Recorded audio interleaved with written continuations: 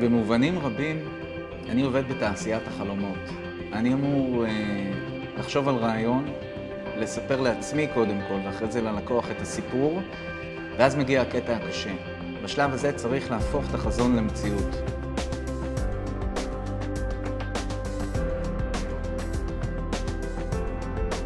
כל אבן שאנחנו קונים עוברת בדיקה קפדנית ואישור ידני. ברמה שכל אבן מגיעה חתומה עם חתימה של אחד מאיתנו. זו הגישה שלנו, אנחנו לא יודעים לעבוד אחרת.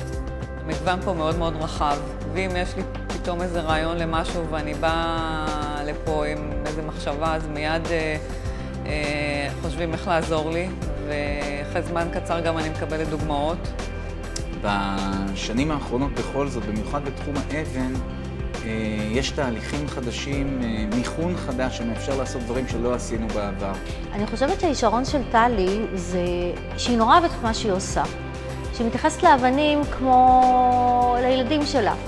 וזה מה שמביא אותה למקום שהיא נמצאת בו היום. כל הזמן התחדשות, אני תמיד נהנית שאני באה ויש עוד משהו חדש. המהלך של החבירה היה טבעי לגמרי מבחינתנו. שתי החברות, אבנטל ונוניס גלרי, הן שילוב מנצח ומענה מושלם לצורכי הלקוח. המגוון הרב של החומרים שלנו מאפשר לאדריכלים להגשים כל חלום של לקוח. מי שנהנה מזה בסופו של דבר זה הלקוח. אם הלקוח נהנה, הנאה כפולה גם שלנו.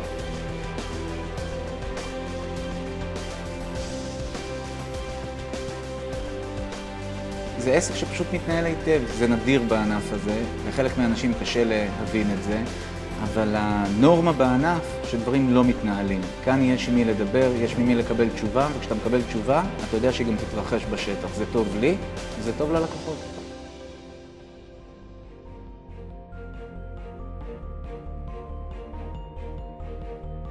זה סוג של גרל פאוור, מה שקורה פה. הם כולם בנות. מעבר למקצועיות שלהם, הם משפחה. יחס מאוד אישי, יחס מאוד חם, מאוד נעים פה.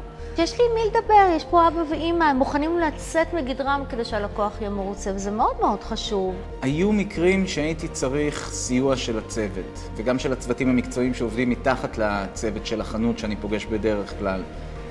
הם פתרו לי את העניינים, הם סייעו לי בבעיות. מעבר לעניין של העבודה, יש את התחושה שיש עוד משהו. אם לא נסתכל על זה כעבודת צוות, אין לזה סיכוי להצליח. אני מקבל מהם את המענה הזה, אני לא מצפה לפחות. בסופו של יום, אני חושבת שבן אדם צריך לאהוב את מה שהוא עושה. וזה חלק מהגישה של אבנטל. אנחנו קמים בבוקר ואנחנו נהנים לבוא לעבוד. אנחנו נהנים לתת את השירות לאנשים. אנחנו נהנים לנסוע ולבחור להם את האבנים הכי טובות. אנחנו נהנים מהעבודה שלנו, שזה בסופו של דבר המרשם להצלחה.